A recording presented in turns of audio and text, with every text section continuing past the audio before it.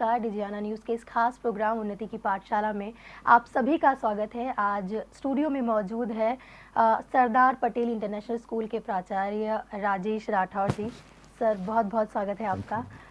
उन्नति की पाठशाला में अक्सर हम बात करते हैं शिक्षा की उन्नति, शिक्षा की बढ़ोतरी, शिक्षा में कैसे नई नई तकनीकें जो आई है और क्या क्या और नई चीज़ें शिक्षा में हो सकती है। इसी के सिलसिले में आज हम बात करेंगे राजेश जी से।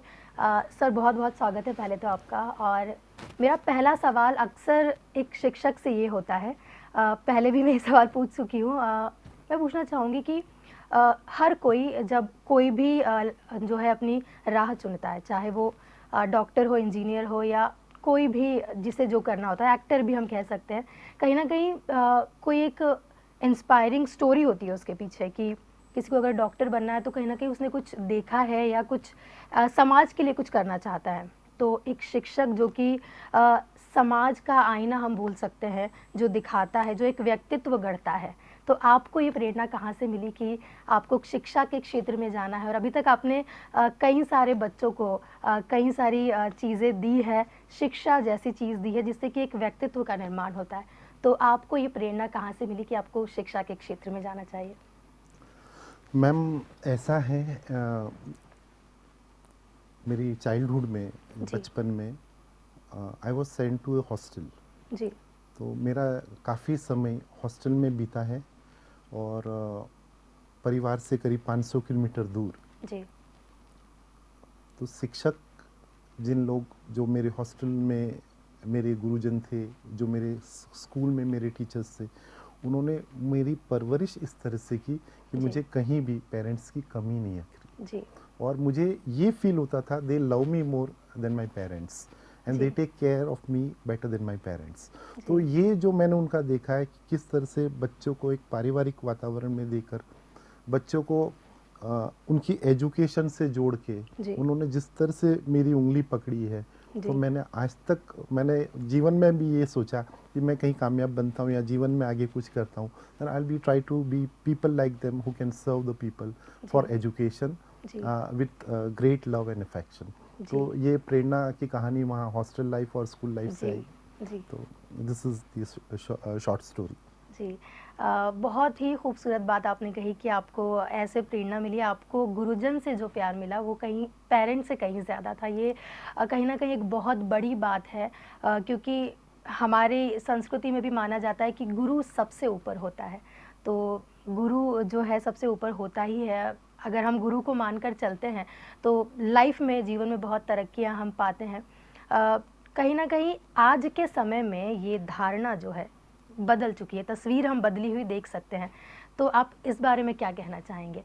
पहले जो एक गुरु का स्थान था वो हमेशा ही रहेगा, वो ही स्थान होना चाहिए कायदे से, लेकिन कहीं ना कहीं अब चीज़ें थोड़ी चेंज हो रही है, आधुनिक युग के साथ चीज़ें बदलती है। इसके बारे में आप क्या कुछ कहना चाहेंगे? देखिए मैम, टीचर्स का जो रोल है लाइफ में जी, वो तो इक्विवेलेंट इम्पोर्टेंट आज भी है, कल भी था और आगे भी रहेगा। बिल्कुल। बात यह है कि महत्व कब समझ में आता है। बिल्कुल। जो चीज़ हमारे पास आसानी से उपलब्ध होती है, कई बार उसकी वैल्यू हम उस समय नहीं समझ पाते हैं। जी। एंड देन जीवन में जब हम आगे बढ़ते हैं तब हमें लगता है कि वाकई our gurus are to be recognised, are to be honoured, are to be saluted for the work they have done. तो ये बहुत बड़ी चीज़ होती है। तो महत्व कब समझ में आता है? जी।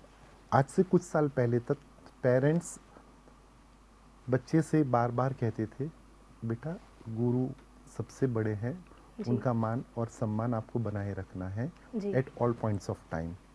लेकिन आजकल थोड़ी सी परिस्थिति बदली है, लेकिन फिर भी सम्मान तो वही है, स्थान भी वही है, महत्व समझने में कुछ वक्त लगता है। और आई थिंक जीवन के किसी न किसी पड़ाव पे तो समझ में आ ही जाता है। जी। राजेश जी, जिस तरह से मेरे जीवन के भी एक गुरु रहे हैं और सभी के रहे होंगे, जिस तरह से आपने कहा कि एक टाइम आने के बाद जो है अभी नहीं समझ आता लेकिन बाद में ज़रूर समझ में आता है, तो ये बिल्कुल ही सही बात मैं इसे मान सकती हूँ कि गुरु का महत्व जो है वो हम आज ही समझे और हमें आज ही समझना चाहिए, क्योंकि कल शायद बहुत देर हो चुकी होती है। क्योंकि गुरु जो बातें हमें बताते हैं, जो शिक्षक जो हमें बताते हैं, वो ज़िंदगी को बदलने वाली चीज़ें होती हैं। इसी से मिलता जुलता एक सवाल मेरे दिमाग में अभी आया कि आपने कहा कि जब आप हॉस्टल में रहते थे, आपके गुरुजनों ने आपको पेरेंट्स की तरह प्यार किया, कहीं ना कहीं एक संबंध होता है, एक आत्मीयता होती है। तो अब जो हम माहौल देखते हैं, पहले स्कूल्स में होता था कि बच्चे सब कुछ कर रहे हैं, स्कूल्स की मतलब कहीं ना कहीं सुंदर बनाए रखने में, सफाई में भी स्टूडेंट्स जो है बिल्कुल घर की तरह उसे माना जाता था। लेकिन अब कहीं ना कहीं बहुत ज़्यादा चीज़ें अलग एक हो गई है, एक तस्वीर हम अलग देखी जा सकती है। जैसे कि बोला जा सकता है कि पहले जो एक आत्मीय जुड़ाव होता था, स्टूडेंट हो गए, पेरेंट्स, स्कूल हो गया या टीचर्स हो गए, कहीं ना कहीं एक ज़मीनी स्तर का जुड़ाव हम जिसे कह सकते हैं। अभी कहीं ना कहीं क्या इसका भी कोई कारण है जिससे कि बच्चे कहीं ना कहीं पिछड़ते जा रहे हैं, वो आत्मीयता अब स्कूलों से नहीं रह गई है? क्या ऐसा कुछ लगता है या मैं गलत हूँ यहाँ पर? मैं आपकी इस बात से थोड़ा सा इत्तेफाक नहीं रखता जी हूँ, जी। या आंशिक रूप से अपन कहें कि मैं इत्तेफाक रखता हूँ, लेकिन हाँ। मैं क्योंकि सरासर इसको नकारना ठीक भी नहीं रहेगा, जी। लेकिन मैम स्कूल के प्रति बच्चों का जुड़ाव रहता है, हम्म। क्योंकि जीवन के 15-16 वर्ष जब बच्चे यहाँ बिताता है, जी after the school, after the home, जी। स्कूल ही उनकी फर्स्ट फैमिली होती है, आप ये कहें। बिल्कुल। और दिन के 8 घंटे, 6 से 8 घंटे स्कूल में बिताना, तो जो जॉय, जो प्लेजर, जी द क्वालिटी टाइम जी। जो स्पेंड करते स्कूल के अंदर, अपने फ्रेंड्स के साथ कह लो, अपने टीचर्स के साथ कह लो, तो जुड़ाव तो रहता ही है, क्योंकि जी उनके जीवन में स्कूल ही उनका पूरा जीवन है, जी स्कूल के आसपास ही उनका पूरा जीवन रेगुलेट करता है, जी तो जुड़ाव तो रहता है। लेकिन जी जुड़ाव में जो प्रगाढ़ता है जी वो अनेक वजह से हो सकती है। जी लाइकिंग फॉर द सब्जेक्ट हो सकता है, जी liking for the teachers, teachers के प्रति लगाव, जी क्योंकि टीचर्स रोल मॉडल का काम करते हैं। जी। कई बार बिल्कुल। आपका जो फ्रेंड सर्कल है वो आपको बहुत इंस्पायर करता है जी to be at school, school आप रहे, स्कूल पहुँचे, sometimes subject knowledge, content, career orientation, so अलग अलग कारण होते हैं। बच्चा स्कूल से कनेक्टेड रहता है जी और उसके पास कोई विकल्प भी नहीं है, देयर इज़ नो चॉइस। यदि जी बच्चा चाहे भी कि मैं स्कूल न जाऊं, तो parents will ask him to go to school, जी so there is a connect between the child जी। आपका एंड मेरी उसका सबसे जितना अच्छा एटमॉस्फेयर स्कूल में दे सकते हैं, जितना environment, rich environment, peaceful environment, learning environment create करेंगे, उतना जी जुड़ाव होगा बच्चों का जी स्कूल के प्रति। जी। सर, आपका मेरी बात से इत्तेफाक नहीं रखना मुझे बहुत अच्छा लगा कि आज भी कहीं न कहीं वैसी चीज़ें हैं जो कि पहले हुआ करती थी। मुझे भी याद है मेरे स्कूल के दिन, जो मुझे अभी तक याद है, लेकिन कॉलेज के दिन नहीं याद है। तो कहीं न कहीं ये बहुत गहरा जुड़ाव हम बोल सकते हैं, और हर स्टूडेंट के लिए, हर बच्चे के लिए स्कूल पहली सीढ़ी हमेशा से होता है। मैं आपको एक इंसिडेंट बताता हूँ। जी अभी परसों स्कूल में एग्जीबिशन था, साइंस एग्जीबिशन, जी। और one of the child, class 5th का बच्चा, हुँ। पैर में फ्रैक्चर है, चोट लगी है, जी मुझे एग्जीबिशन में जाना ही है। जी। पेरेंट क्लास 5th के बच्चे को गोद में उठा के they brought him to the school. तो ये स्कूल के प्रति जुड़ाव का बहुत अच्छा उदाहरण है, जी और हमने उस पेरेंट को, बच्चों को भी अप्रिशिएट किया, उसकी भावनाओं को हमने सम्मान किया, जी and it was great joy for all of us. जी। सर, आपने कहा कि वो बच्चा पैर में चोट लगने के बावजूद पेरेंट्स उसे लेकर आए, तो कहीं न कहीं ये आपके स्कूल की कुछ ऐसी क्वालिटीज़ है जिसके कारण, क्योंकि कई बार बच्चे कटते हैं, हम देखते हैं कि बच्चे घबराते हैं, डरते हैं। शायद हर जगह चीज़ें पॉसिबल नहीं होती। हर स्कूल के बारे में अगर हम बात करें तो शायद ये पॉसिबल नहीं हो सकता है। कई बार बच्चे जानबूझ करके कुछ चीज़ें करते हैं जिससे कि वो स्कूल से दूर रहे। लेकिन आपने जो बताया कि आपके स्कूल का इंसिडेंट है, तो कहीं न कहीं आपके स्कूल की भूमिका, आपकी भूमिका यहाँ पर काफ़ी अहम रही होगी, जब बच्चे को चोट लगने के बावजूद बच्चे के पेरेंट्स उसे स्कूल लेकर आए। तो कहीं न कहीं मैं जानना चाहूँगी कि क्या ऐसा ख़ास आप अपने स्कूल में करते हैं? क्या एटमॉस्फेयर वहाँ का रहता है जो इस तरह के उदाहरण हमें देखने को मिल रहे हैं? मैम, CBSE के भी बार बार दिशा निर्देश है, न्यू एजुकेशन पॉलिसी भी इस बात को बल देती है, जोर देती है कि जो असेसमेंट होना चाहिए, बच्चा जी। जो भयभीत होता है वो असेसमेंट से होता है जी। कि एग्जाम से किस तरह से मेरा असेसमेंट होगा, hmm. How they will check how much is my learning going on in this school. So assessment के क्राइटेरिया से बहुत फ़र्क पड़ता है। सो इस बार हमने जो काम किया इसको हमने असेसमेंट को एक्टिविटी से हमने जोड़ा है कि the projects of the students will be assessed and their performance जी। Accordingly they will be given marks.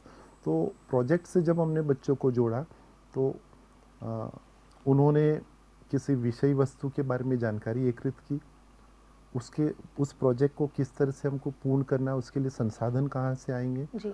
उसका टेक्निकल नो हाउ, और साथ में एक टीम एफर्ट्स के जी। द्वारा, टीम वर्क के द्वारा उस काम को कैसे हमको संपन्न करना है और आत्मविश्वास के साथ अपने किए हुए काम को हमको प्रदर्शित भी करना है सारे पेरेंट्स के सामने, जी। सारे फ्रेंड्स के सामने।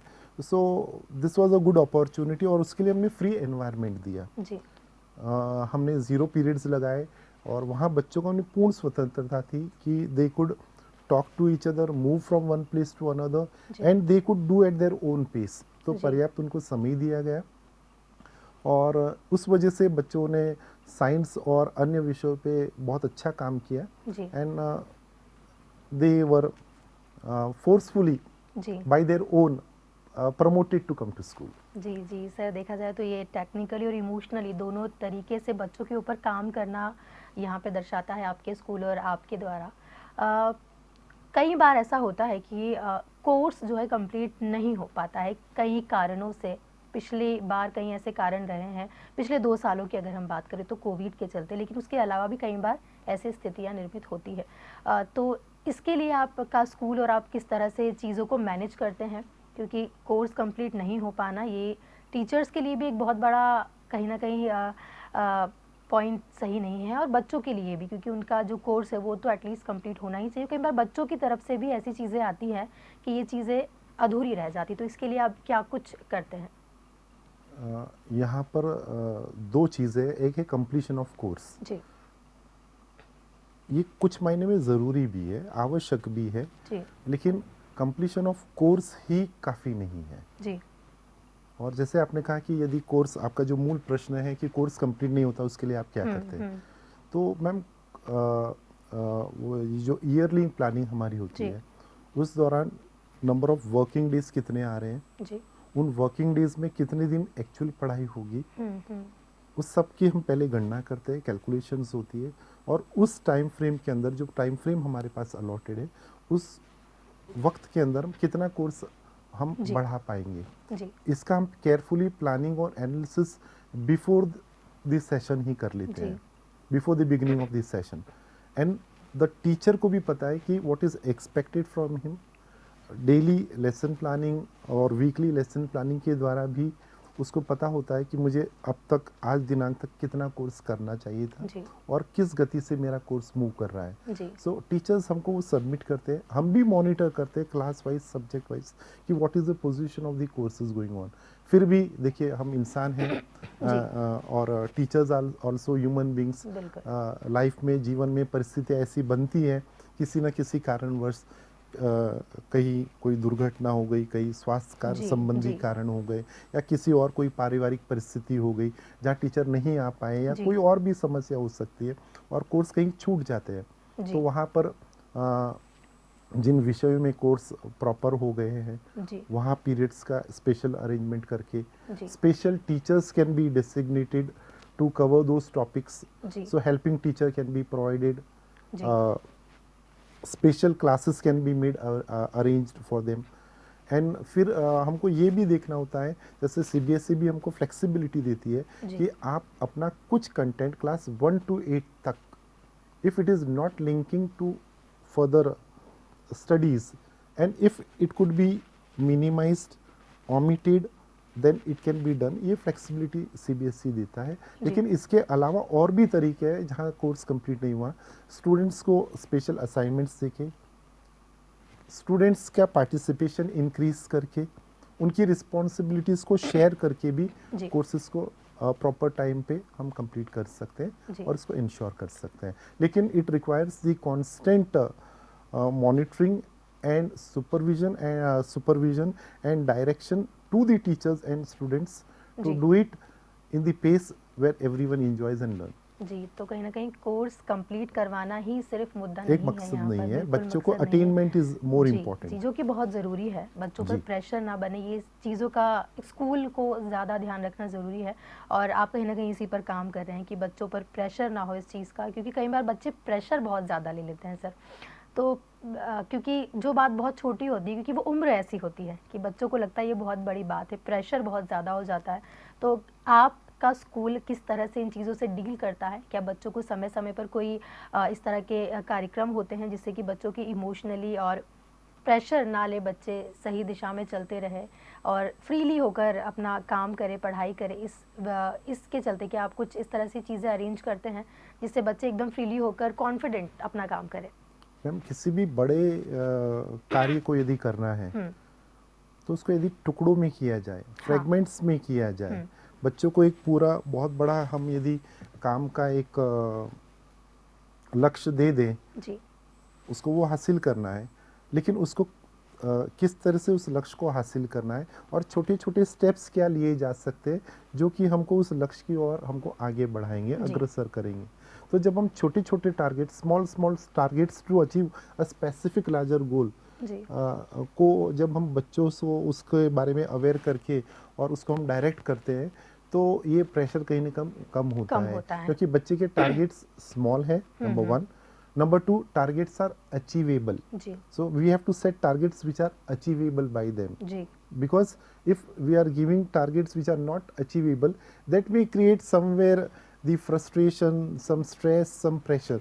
So tasks can be given in small fragments. जी, Targets which can be achievable by them.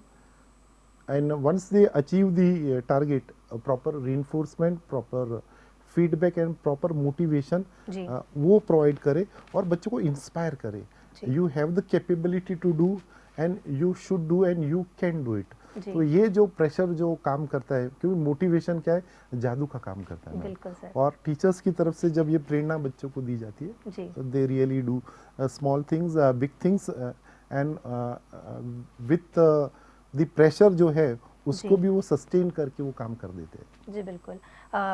जैसे कि देखा जाए तो आपका कहने का मतलब है कि सही दिशा में मेहनत, सही समय पर मेहनत और Proper फ्रीली होकर, मार्गदर्शन। बिल्कुल प्रॉपर मार्गदर्शन जो टीचर से बच्चों को मिलता है, उस तरीके से अगर बच्चे मेहनत करेंगे तो सक्सेस जो है आसानी से Achievable उन्हें है, मिल बिल्कुल। सकती है। सर आजकल जो है शहर से स्कूल्स काफ़ी दूर रहने लगे हैं। पहले अगर हम पहले की बात करें तो घर के पास ही स्कूल्स होते थे, बहुत स्कूल्स पास में होते थे, लेकिन अब जो है काफ़ी सारी चीज़ें बदल गई है, शहर से काफ़ी दूर दूर भी स्कूल्स हैं। तो इसके पीछे कोई ख़ास कारण है? क्योंकि देखा जाए तो कई स्कूल है जो शहर से काफ़ी लंबा दूर है और बच्चे वहाँ जाते हैं, काफ़ी लंबा समय बिताकर, आवर्स लगते हैं उन्हें कहीं।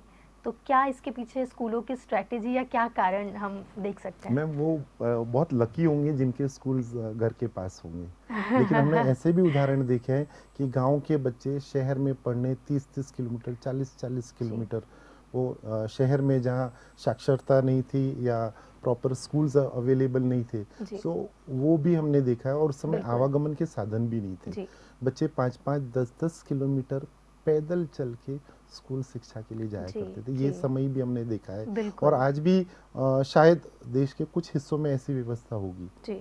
तो मुझे लगता है वो बहुत लकी होंगे, शायद आप उनमें से एक है कि मैं रही आपका हूँ। स्कूल घर के बहुत करीब हो। बिल्कुल। लेकिन मैम ये 5 और 10 किलोमीटर बहुत सामान्य दूरी हम कह सकते हैं जी। इंदौर के परिप्रेक्ष्य में। जी। और जिस तरह से आज ट्रांसपोर्ट फैसिलिटी अवेलेबल है, जी। लेकिन फिर भी ट्रैफिक की वजह से समटाइम्स जी। टाइम काफ़ी लग जी। जाता है। लेकिन न्यूनतम आई डोंट 35 से 30 मिनट, 40 मिनट बच्चों को आने जाने में लगता है। उसके कारण मेनली मैम ये हो सकता है कि अर्बनाइजेशन हो गया है। हाँ। और सिटी के अंदर कोई जगह नहीं बची है। बिल्कुल। और for a better school with proper infrastructure you require more lands, और लैंड के इन्वेस्टमेंट्स कॉस्ट बहुत ज़्यादा हो जाते हैं। तो sometimes for proper what you call infrastructural facilities, sometimes the schools are located far away, और ऐसा माना गया है स्कूल शहरी कोलाहल से दूर होना चाहिए, जहाँ बहुत। शांत वातावरण जी। हो। तो शायद ये भी एक प्रमुख कारण रहा होगा जी। कि स्कूल्स थोड़ा सा शहर जी। से थोड़ा सा दूर है, जी। और उसका कहीं ना कहीं थोड़ा सा प्रभाव बच्चों पे ज़रूर है। जी बिल्कुल है, शांति कहीं न कहीं जो देखी जाती है स्कूलों में, दूर-दूर जो स्कूल्स हैं वहाँ पर ग्रीनरी भी है, ग्री- एक शांति माहौल भी, क्योंकि अगर शहरों की बात करें तो ट्रैफ़िक इतना ज़्यादा है कि शोर जो है आप ना चाहते हुए भी आपके कानों तक पड़ता ही है। तो कहीं न कहीं ये बहुत ही अच्छी बात है कि स्कूल्स दूर अभी है, उसके पीछे का कारण हम ये मान सकते हैं। जी। सर पहले बोला जाता था कि खेलोगे कूदोगे तो बनोगे, सही नहीं है आपके लिए, लेकिन पढ़ोगे लिखोगे तो बनोगे महान। और तो इसके पीछे की क्या हम बोल सकते हैं कि आज भी ऐसा माना जाना चाहिए या माना जाता है? मैम आजकल इसका बिल्कुल विपरीत है। जी। यदि आप खेलोगे कूदेगे नहीं, तो आपका जो इंग्लिश में कहावत है, in a sound body resides a sound brain.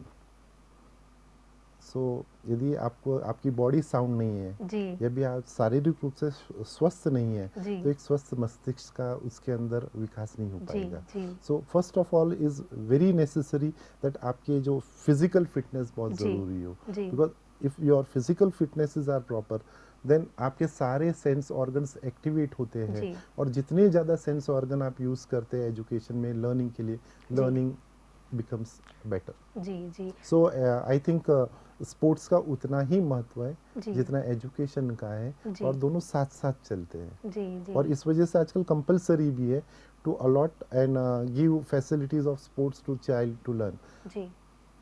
Sir किसी भी काम को करने के लिए आपने कहा कि शारीरिक क्षमता जो होती है, क्षमता नहीं, जो फिजिकल एक्टिविटीज़ फिजिकल जैसे कि हम कह एक्टिविटीज। सकते हैं, तो वो ज़रूरी है किसी भी काम में। जब भी आप कुछ भी काम करें तो बॉडी को सबसे पहले रिलैक्स करना ज़रूरी होता है अपनी फिजिकल एक्टिविटीज़ के ज़रिए। कई स्कूल्स इस पर काम भी करते हैं, जैसे कि आपने बताया कि ये ज़रूरी है, क्योंकि आजकल खेल कूद का जो है पूरी तरह से तस्वीर बदल चुकी है। पहले कुछ और कहा जाता था कि इसे खेलने कूदने से आपको कोई फ़ायदा नहीं है, आप पढ़िए लिखिए, बस पढ़ते रहिए। लेकिन आजकल बहुत बोल सकते हैं कूल सा हो गया है माहौल कि बच्चे पढ़ाई के साथ साथ खेल भी रहे, काफ़ी अच्छा खेल रहे, काफ़ी तरक्की कर रहे खेलों में भी। तो आपके स्कूल की क्या चीज़ें हैं खेलों की अगर हम बात करें, जैसे कि योगा भी है कहीं ना कहीं इसमें ध्यान लगाने में या बाकी सारी चीज़ों में काम करता है, क्या खेलों के लिए भी कुछ विशेष चीज़ें हैं आपके यहाँ पर? मैम हमारा एक ग्रोइंग स्कूल है। जी। ये कहें, our school came up in the year 2019-20, जी। and then we had 2 years of COVID. जी। So officially we can say कि proper way में हमारा स्कूल अभी we have ji. just started our school, ji. and being the very first year we have a very good cricket ground, ji. football ground, and we have facilities of volleyball. जी। इसके अलावा हम बच्चों को skating की सुविधा हम provide कर रहे हैं, जी। और आने वाले और भी हमारे फ्यूचर प्लान्स है जहां हम स्कूल के एक्सपेंशन और ग्रोथ की प्रॉपर टेक केयर करेंगे, और various events we are promoting students, because sports is necessity. जी। क्योंकि मैम बच्चों के अंदर जो ऊर्जा है, जी। Students have lot of energies, and that energy is to be channelized in a proper manner, and sometimes it needs to be released also. जी। So गेम सबसे अच्छा माध्यम होता है जी। जहाँ बच्चे अपनी एनर्जी को कहीं ना कहीं रिलीज भी करते हैं, जी। अपने आप को कहीं ना कहीं रिक्रिएट भी करते हैं, and so we give proper opportunities for students to participate in various types of games. We provide children to participate at various levels, maybe the state level or the CBSE cluster level, और जो भी functions होते हैं, tournaments होते हैं, हम कोशिश करते हैं कि जी। हमारे बच्चे वहाँ प्रदर्शन करें. जी। जी। जी। बहुत ही अच्छी बात है सर ये तो। और अभी तो हमने खेल कूद की बात की, मैं जानना चाहूँगी कि कहीं ना कहीं अभी का जो वातावरण है, जो माहौल है, ज्ञान पाने के लिए कई सारी चीज़ें उपलब्ध है। बच्चे आजकल यूट्यूब से कई सारी गलत चीज़ों को अपना रहे हैं, ज्ञान के नाम पर देखा जाए तो कोई भी कुछ भी कंटेंट जो है डाल देता है यूट्यूब जैसी चीज़ों पर। गूगल पे भी कई बार चीज़ें गलत ही होती हैं, हम उसे पूरी तरह से सही नहीं कह सकते। पर अगर हम बात करें किताबी ज्ञान की, जो किताबों में बोलते हैं किताबें पढ़ना एक बहुत अच्छे व्यक्तित्व का निर्माण करना होता है, कहीं ना कहीं चीज़ें अब कम हो रही है क्योंकि असली ज्ञान किताबों में होता है। और आजकल जो प्लेटफॉर्म्स है, हम यूट्यूब की बात करें, गूगल की बात करें, तो कहीं ना कहीं एक गलत ज्ञान बच्चे ले रहे हैं। तो इसके बारे में आप क्या कुछ कहना चाहेंगे? मैम पहली बात तो किताबी ज्ञान की बात आई है। जी सो मैम किताबों का अपना इम्पोर्टेंस है, जी और जो किताबी ज्ञान है जिसको हम कहते हैं, इसको थोड़ा सा और अच्छी भाषा में कहें, एजुकेशनल लैंग्वेज में कहें, तो इससे it is called as theoretical knowledge. तो जो थ्योरिटिकल नॉलेज है उसके साथ साथ बच्चों को प्रैक्टिकल नॉलेज देना जी है। सो जब थ्योरी के साथ आप प्रैक्टिकल नॉलेज देते हैं और साथ ही साथ उसको इंटीग्रेट करना एप्लीकेशन विथ लाइफ जी सिचुएशंस, जी तो जब बच्चा थ्योरेटिकल नॉलेज को प्रैक्टिकल लाइफ में किस तरह से इम्प्लीमेंट करना है, किस तरह से अप्लाई होगा, जब वो ये सीखता है, जब वो उसको आजमाता है, जब वो उसको करता है, तो देन जो किताबी ज्ञान है वो किताबी ज्ञान न होकर समग्र ज्ञान की ओर जी बढ़ जाती है जी बात। तो एक तो ये आपकी किताबी ज्ञान का रहा। सो किताबों का अपना महत्व है, जी किस तरह से पढ़ा जाए और किस तरह से पढ़ा जाए ये महत्वपूर्ण है, बिल्कुल और किस तरह से उसका जीवन में उपयोग करना है, जी नहीं तो फिर उसकी सार्थकता नहीं रहेगी। जी सो रोट लर्निंग की बजाय इसके साथ साथ एक चीज़ ये भी आती है, एक्सपीरियंशियल लर्निंग। सो जी we should give education in which students get more and more chance to experience जी जी within themselves what is being taught in the classes। तो ये महत्वपूर्ण है। और आपका एक और प्रश्न था इससे से जुड़ता हुआ, हाँ कि टेक्नोलॉजी। नहीं, मैम देखिए, टेक्नोलॉजी इज अदर थिंग, क्योंकि हाँ टेक्नोलॉजी से आजकल स्कूल पढ़ा रहे, जो कि स्कूल का अपना ऐप या कुछ भी हो सकता है जो कि सही दिशा में है, जो कि एक सटीक जानकारी स्कूल दे रहा है। लेकिन अगर हम बात करें यूट्यूब, जिस पर कि कोई भी कंटेंट डाल दिया जाता है, बच्चे उसे देखने लगते हैं, पढ़ने लगते हैं, समझने लगते हैं, तो कहीं ना कहीं वो गलत भी हो सकता है, होता ही है ज़्यादातर। गूगल की भी मैंने बात की कि कई बार गूगल भी गलत इन्फॉर्मेशन देता है।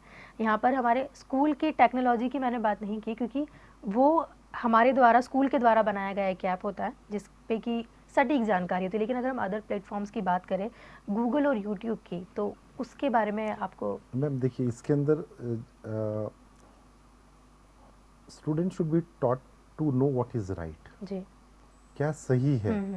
बच्चों को ये बच्चों को ये भावना जागृत करना होगी, what is right, he should know what is right जी and what is right for me. Hmm so बच्चों को ये निर्णय लेने की क्षमता होना चाहिए, नंबर वन। जी और इसी को हमको प्रोत्साहित करना चाहिए बिफोर डूइंग एनी टास्क। जी कोई भी काम हो, आप टेक्नोलॉजी की यूज़ की बात कह रहे हो, सर्चिंग ऑन दी नेट और सर्फिंग, इस तरह की बात कह रहे हो, जी किसी भी परिस्थिति में अप्लाई होता है, and particularly when it comes to technology also. जी सो मैम इसके अंदर कई चीज़ें हैं, जैसे कि अभी कुछ दिन पहले, क्योंकि इंटरनेट का ज़माना है मैम, इसके साथ ही जी हमको जीना है, जी तो कोई हमारे पास ऑप्शन नहीं है कि हम टेक्नोलॉजी से भाग जाएं। जी और जितना जल्दी बच्चा टेक्नोलॉजी से कनेक्ट कर रहा है उतना आसान है, लेकिन टेक्नोलॉजी की जो प्लस पॉइंट्स है, जो एडवांटेजेस है, बच्चों को वो बताया जाए।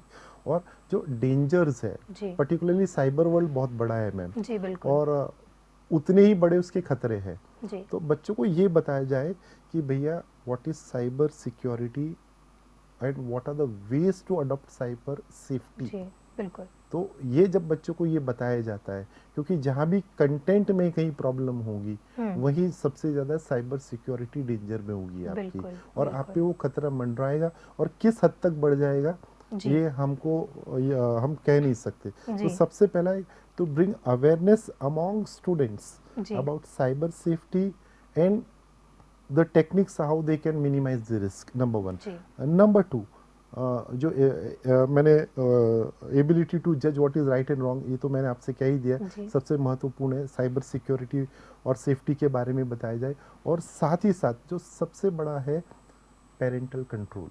जी आज आप हर आपके डिवाइस में प्रॉपर स्टेप्स टू कंट्रोल दिए हुए, वहाँ चाइल्ड लॉक जी सिस्टम होता है, पेरेंटल कंट्रोल होता है। तो यदि पेरेंट्स थोड़ा सा ऑब्जर्वेंट हैं, उनको ये ध्यान रखना चाहिए मेरा बच्चा क्या देख रहा है, कब देख रहा है, तो जब ये पेरेंट जब वॉच करते हैं और उन पेरेंटल कंट्रोल्स को यूज़ करते हैं, सो बाय एंड लार्ज मुझे ऐसा लगता है कि वो एक दीवार खड़ी कर सकता है जहाँ बच्चा गलत की और बढ़ने से उसको बिल्कुल रोका जा सकता है. जी। So I think these are the measures that can be adopted. यहाँ पर कहीं ना कहीं पेरेंट्स की अवेयरनेस पेरेंटल कंट्रोल की कंट्रोल की भी बात जो है सामने आ सकती है, मतलब ये रखना ज़रूरी है पेरेंट्स के जी जी. लिए, ताकि बच्चे जो हैं गलत चीज़ों को, गलत से मेरा मतलब है गलत ज्ञान। और मैम एक और लास्ट में जो इम्पोर्टेंट मैं जोड़ना चाह रहा था, जी जो कि बहुत बहुत और सबसे महत्वपूर्ण है, डेवलपमेंट और मॉरल वैल्यूज़. जी क्योंकि मॉरल वैल्यूज़ जब बच्चा जहाँ आता है, तो मॉरल वैल्यूज़ और जो हमारे पारंपरिक जो संस्कार जिसको हम कहते हैं उसके बारे में, और बच्चों को ये कहना है हमको, ये बहुत ज़रूरी है कि ऐसा कोई भी काम मत करना जिससे परिवार की प्रतिष्ठा, जी स्वयं की प्रतिष्ठा जी और संस्था जिससे आप जुड़े हो उसकी प्रतिष्ठा धूमिल हो. जी तो ये जो वाक्य मेरे हिसाब से काफ़ी महत्वपूर्ण होता है. यदि बच्चे बिल्कुल उसको इम्बाइब करता है तो खुद अपने आप वो जागरूक होकर इस तरह के कदमों से बचता है, इस तरह के जी साइट्स पे जाने से बचता है, और उसकी सिलेक्शन ऑफ द कंटेंट जी प्रॉपर एंड राइट हो जाता है. जी जी जी सो सेल्फ गाइडिंग पाथ इसको हम कह सकते हैं. जी बिल्कुल। गलत ज्ञान कहीं से अर्जित करना एक बहुत ही गलत चीज़ है बच्चों के लिए। जैसे कि हमने सर ने बात की कि किताबी ज्ञान का अपना अलग ही महत्व होता है, और स्कूल के ज़रिए जो चीज़ें बताई जाए उसका सबसे ज़्यादा महत्व होता है, तो बच्चों को उसी तरफ ध्यान देना चाहिए। सर कहीं ना कहीं अभी का जो अभी की जो जनरेशन ना कहते हुए अभी का जो अ, अभी जिस तरह से शिक्षा का क्षेत्र आगे बढ़ चुका है, हम पिछले कुछ 10 सालों में भी पीछे जाए या 20 सालों में भी जाए तो बहुत महत्व बदल चुका है शिक्षा का पहले से अभी की तुलना में। लेकिन फिर भी क्या आपको लगता है कि अभी भी शिक्षा में कुछ बदलाव की ज़रूरत है? मैम देखिए, समय स्थायी नहीं है, जी समय परिवर्तनशील है, जी और परिवर्तन के साथ ही हमको आगे बढ़ना होगा जीवन के हर क्षेत्र में, और ये बात शिक्षा पर भी उतनी ही लागू जी होती है. सो एजुकेशन एंड जो लाइफ है, जी रिक्वायरमेंट्स ऑफ लाइफ है, स्किल्स ऑफ लाइफ है, way of living and the standard of living is constantly changing. So उस हिसाब से एजुकेशन में निश्चित तौर पे बदलाव आना है, और वो बदलाव सकारात्मक ही होंगे, मानव की बिल्कुल उन्नति के होंगे, और इन बदलाव को रोका नहीं जा सकता. इनको हमें जो भी बदलाव सकारात्मक है, समाज के चेतना के लिए, समाज की जागृति के लिए और विकास के लिए, इसको हमको खुले दिल से उनको स्वीकारना चाहिए. लेकिन जो महत्वपूर्ण ऋषि मुनियों के द्वारा जो हमारा ज्ञान का खजाना है, जी हमको उसको भी अपने पास सहेज के और जी उसका भी उचित लाभ लेते हुए विथ मैं ये कहूँगा जो ट्रेडिशनल नॉलेज है, जो हमारा परंपरागत ज्ञान है, और साथ में जो आधुनिकता है और जी आधुनिक ज्ञान है, दोनों का मिला जुला हमको संगम करके उसको हमको साथ में लेके चलना है. जी तो आई थिंक परिवर्तन के साथ हम आगे बढ़ सकते हैं और जी सकारात्मक दिशा में बढ़ सकते हैं. जी बिल्कुल। परिवर्तन ज़िंदगी का नियम है, जैसे कि कहते हैं कि हमेशा परिवर्तन होते ही रहते हैं, आप नहीं भी करेंगे तो कुदरती परिवर्तन होंगे। और गुरु जो है ख़जाना है हम लोगों का, स्टूडेंट्स का, हर किसी का एक गुरु होता है, गुरु होता है। एक गुरु होने के नाते, एक प्राचार्य होने के नाते आप पेरेंट्स को, स्टूडेंट्स को क्या एक संदेश ऐसा देना चाहेंगे जिससे कि उनकी तरक्की, उनकी उन्नति हो? फॉर स्टूडेंट्स मेरा तो ये कहना है, develop a joy for learning. जी क्योंकि लर्निंग आनंददायक होना चाहिए, जी और आनंद के साथ सीखने का अपना अलग मज़ा है. Because you connect to what you are doing, what you are learning, and that really works. So joyful learning होना चाहिए. Be directed towards your goal, focus towards your goal, जी because ultimately your goals you need to attain them. और देखिए, जीवन में सफलता और असफलता जीवन का अभिन्न बिल्कुल हिस्सा है.